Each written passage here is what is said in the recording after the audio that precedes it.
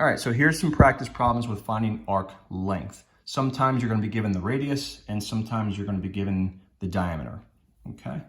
So EB, so E to B, that's the radius, because radius goes from the center to the edge, where diameter goes all the way across. And the key is that it has to cut through the center of the circle. Otherwise, it's not a diameter or a radius. It's then known as a chord, and we're going to get to that later. Okay, so EB is 15, which means the diameter is going to be 30. It's just double that, all right? We're trying to find the arc length of CD. So here's C, here's D. So we're trying to find that arc length. I had to use some previous knowledge of 180 degrees because it was a straight line.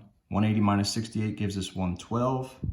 Okay, so the arc degree measure is 112 out of 360. The diameter is 30, so 30 times pi. And if you have Desmos on your phone or a calculator or something, you can just type this into the calculator. If you don't and you're having to use a basic standard calculator, yes, you can substitute the pi symbol for 3.14. However, if you have Desmos or a regular TI calculator where you actually have a pi button, please use the pi button because you want to be as accurate as possible. I decided to round out all my answers to the nearest tenth. So the length for this, that's why we see these squiggly wavy lines. That means approximately, meaning that I've rounded it off. All right, so the length is approximately 29.3 centimeters. All right, that's a cursive L. And then over here, we had NR.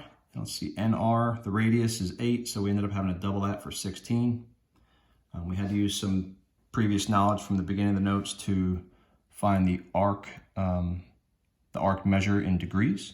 So we've got 18 plus the 162 plus another 18, and our arc measure in degrees was 198 divided by the 360, calculate all that, and we get the 27.6. So I just wanted to show you one really quick where you don't always have to double the number. Let's try to find one that gives us a diameter, VS. So here we go. VS is 12. I ended up writing 6 because there was a 127 there and I didn't want to write over top of a degree measure. So I just showed that this was 6, but they already gave us the diameter, the V to S, all right? Diameter is 12, that's the number you want to use.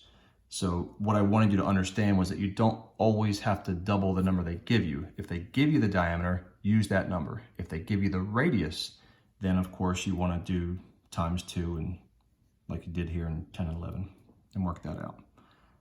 Let's see, is there another problem that throws a curveball at you? J to H. All right, nope, looks like we're good on that one. All right.